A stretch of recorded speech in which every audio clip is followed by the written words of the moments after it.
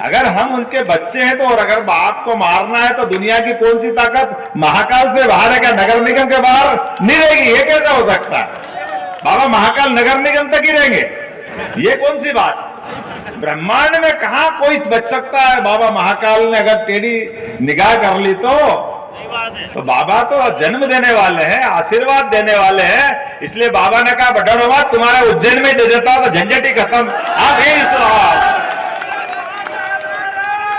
काय का डर है यार? हमने कहा बाबा को ये लोगों का डर मिटाना है। अपन खुश है कि अपन लाए। उनने कहा लाए नहीं दादा, मैं तो तुमको दे रहा हूं।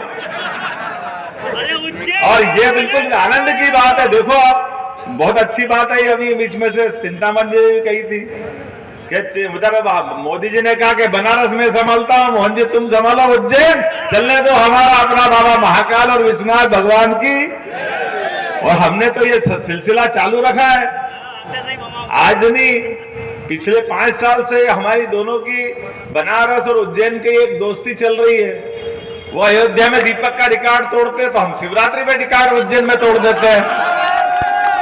हमारा लाखों का रिकॉर्ड बनता रहता है, उस रिकॉर्ड को हर बार तोड़ते हैं। क्योंकि हमारा अपना ये जो आनंद है, इस आनंद को देवस्थान के आधार पर संस्कृति को समझाने का भी तरीका होना चाहिए। और ये बात सही है कि लोग अपने हिसाब से मुख्यमंत्री कहेंगे ले तो मैं तो मुख्य सेवक के रूप में ही काम करूंगा। मुझे ध्यान में आएगा कि मैं प्रदेश का मुख्य सेवक हूं। और काम के मामले में परमात्मा की दया है। मैंने कलेक्टर से कहा कि घर बाद में जाऊंगा, पहले केडी गेट का रास्ता दिखाना, बहुत दिन से काम अधूरा पड़ा है, उसका निराकरण करना है। और ये जो सबकी डिमांड है, अनिल जी से बात हुई, दूसरे अनिल जी से बात हुई, इनने कहा कि यार ये थोड़े पैसे कम पड़ रहे हैं तो वो सेंट्रल लाइटिंग नहीं हो रही। मैंने कहा आप चिंता मत करो, तुम्हारा भाई के पास है तो सही, इसमें क्या फर्क पड़ेगा? जो पैसा लगाएगा सोनू जी लगा देंगे, गलत तो नहीं है। बीच में सेंट्रल लाइटिंग करेंगे ताकि रोड का अधिकतम उपयोग हो जाए। रोड क्यों छोटा करो? बार बार मकान टूटेंगे नहीं, बार बार क्यों परेशान करना किसी को? और सुविधा का मामला है तो एक बार में होना चाहिए, जो हो जाए। तो 4 करोड़ रुपए लगेगा तो दे देंगे, कोई परेशानी नहीं है, निश्चित रूप से उसको सुधारेंगे। दूसरी एक और बात, हम आज अपनी जिंदगी तो सबकी थोड़ी है, आज 5-25 साल किसने देखे, लेकिन ये गोपाल मंदिर कब बना था? 1940 के आसपास। और ये चौक बना था और बाईजाबाई का मंदिर बना था। उसके बाद में हमको मालूम है कि इस मंदिर के आसपास का ये पूरा मुख्य बाजार था। अब सर्वाधिक भीड़ पड़ती है।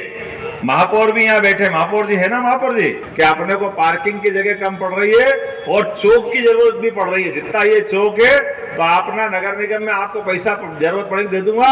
ये जितने दुकानदार है बस उतनी मल्टी लेवल पार्किंग बनाना, बाकी पूरा खुला मैदान कर देना, यहाँ पे डबल मैदान है।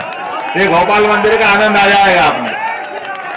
क्योंकि जहाँ जितना खुला मैदान होगा, कार्यक्रम होगा, भीड़ में जरूरत पड़ती है, सवारी के समय आवश्यकता पड़ती है, सारी सवारी सीएस की निकलती यही निकलती है। कभी कभी कोई घटना दुर्घटना हो जाए तो ये बड़ी भीड़ को अवेरने की जगह कहाँ है? बाकी तो सब दूर मकान ही मकान है। आज ही मैं डीजी से बात कर रहा था कि साहब मैं तो पहली बार आया था यहाँ झरोके से, मैं देखने आया था। एसपी ने कहा आप कहाँ से देखोगे? तो हमने कहा कहाँ से दिखाओगे? तो बोले मेरे को ऊपर से झरोके में बिठा दिया उसने।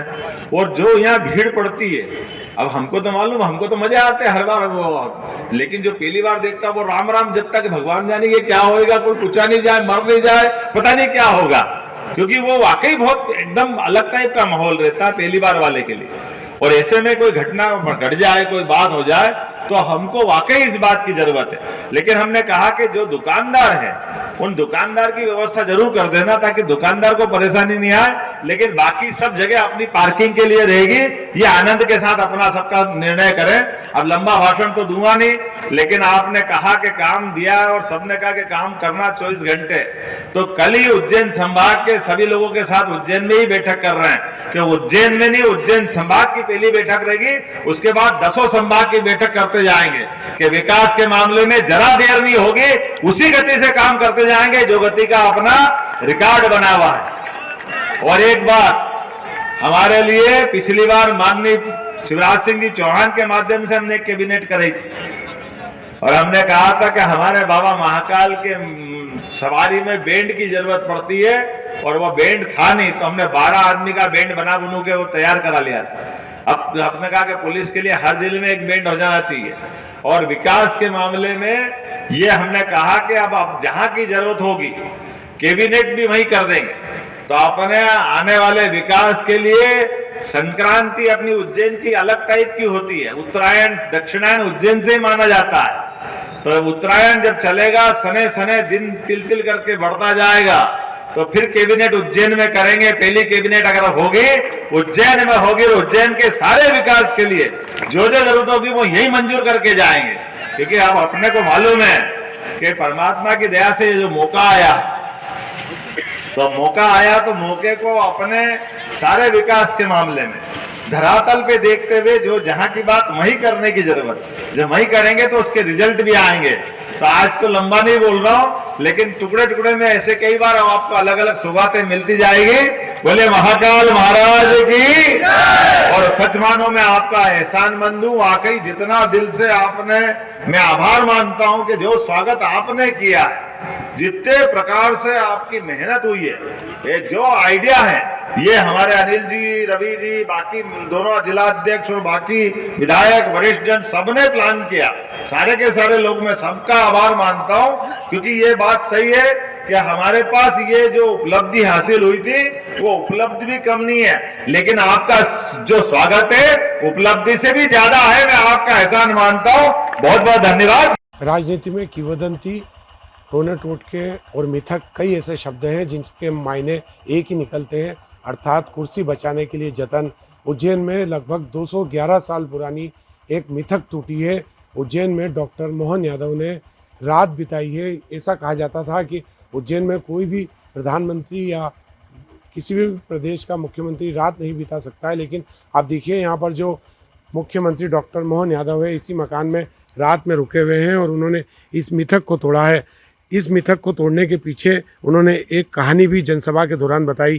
डॉक्टर मोहन यादव ने कहा कि जो 211 साल पहले जो तत्कालीन राजा हुआ करते थे महादजी सिंधिया, उनका निधन के बाद जो दौलत राव सिंधिया है वो राजधानी को उज्जैन से ग्वालियर ले जाना चाहते थे, लेकिन इस राजधानी को लोग ग्वालियर नहीं ले जाने के पक्ष में थे। इसी के चलते उन्होंने एक प्रचलित कहानी बताई कि उज्जैन में राजा के रूप में महाकाल विराजित है। इसी स्थिति में यहाँ पर कोई राजा रात नहीं रुक सकता। इसी के चलते 211 साल पहले इस मिथक को शुरुआत हुई और इस मिथक को डॉक्टर मोहन यादव ने रात रुककर उज्जैन में इस मिथक को तोड़ दिया है। फिलहाल जो इस मकान में डॉक्टर मोहन यादव रुके हुए हैं उनका पुश्तैनी मकान है, उज्जैन के गीता कॉलोनी इलाके का मकान है।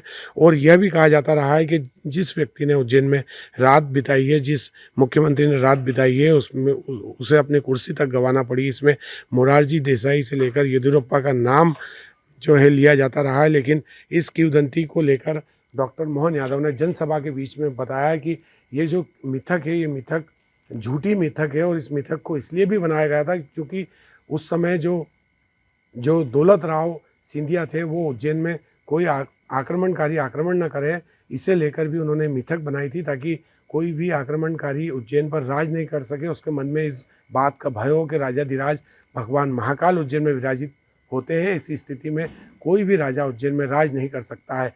इस मिथक को 211 साल बाद डॉक्टर मोहन यादव ने उज्जैन के लाखों लोगों की मौजूदगी के बीच तोड़ दिया है। Vikram Singh Jat, ABP news, Ujjain.